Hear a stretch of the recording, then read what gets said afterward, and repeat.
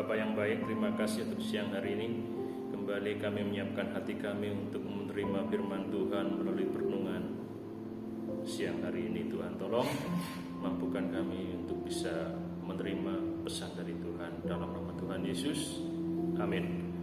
Saudara semuanya, puji nama Tuhan. Siang hari ini kita akan merenungkan firman Tuhan dari Galatia pasal yang ke-6 ayat yang ke-1.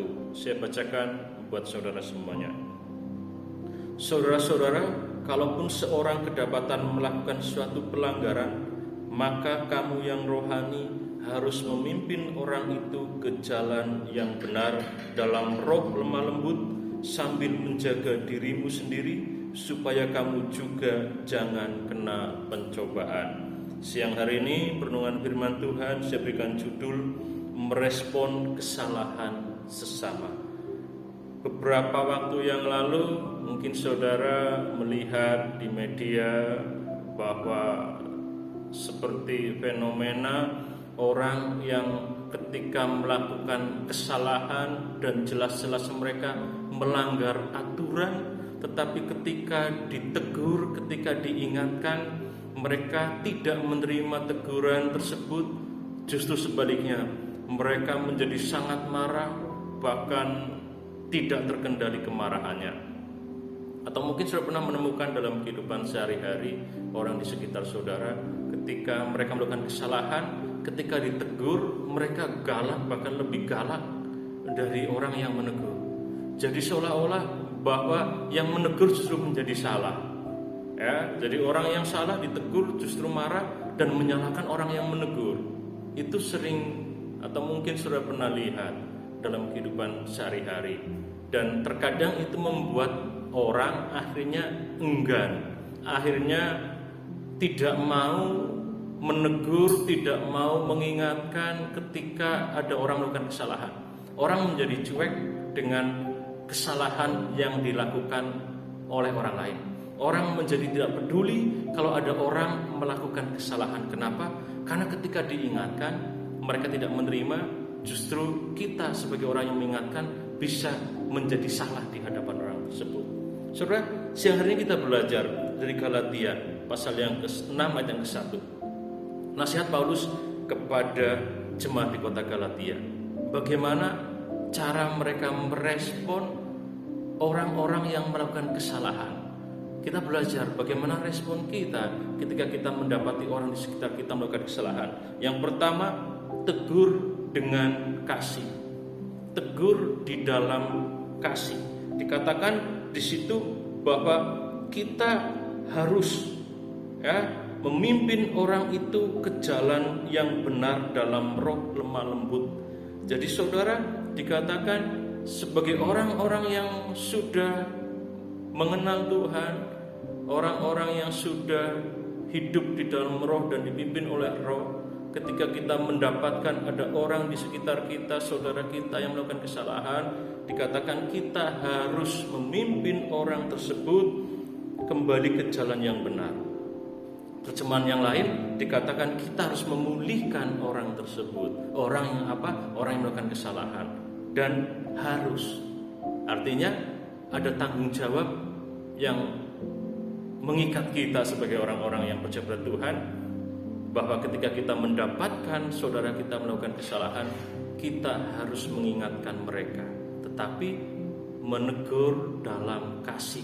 Mengingatkan bukan untuk menjatuhkan, mengingatkan untuk memulihkan. Jadi motivasi kita menegur supaya orang itu dipulihkan, supaya orang itu kembali ke jalan yang benar. Jadi itu saudara, kita harus bisa menegur orang di dalam kasih. Ya, caranya itu yang harus kita sama-sama pikirkan supaya pesan yang kita sampaikan bisa diterima, dan kesan bagi orang yang kita tegur, kita ingatkan, kesannya pun menjadi baik. Kenapa? Karena kita menyampaikan itu dengan roh lemah lembut. Jadi yang pertama, respon kita ketika mendapatkan orang di sekitar kita melakukan kesalahan, tegur mereka dalam kasih. Yang kedua, jangan menghakimi. Jangan menghakimi mereka. Kalau kita baca di situ dikatakan bahwa sambil menjaga dirimu sendiri supaya kamu juga jangan kena pencobaan.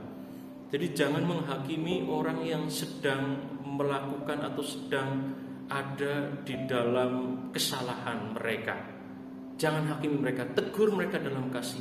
Jangan hakimi mereka. Di situ katakan sambil menjaga diri sendiri. Kenapa? Karena ketika kita menghakimi, kita pun sudah jatuh dalam kesalahan.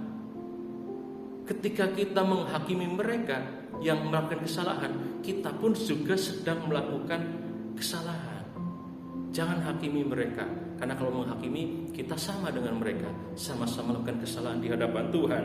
Sadari juga bahwa kita pun punya potensi, punya peluang yang sama untuk mengalami kejatuhan, mengalami satu kondisi di mana kita hanya melakukan kesalahan.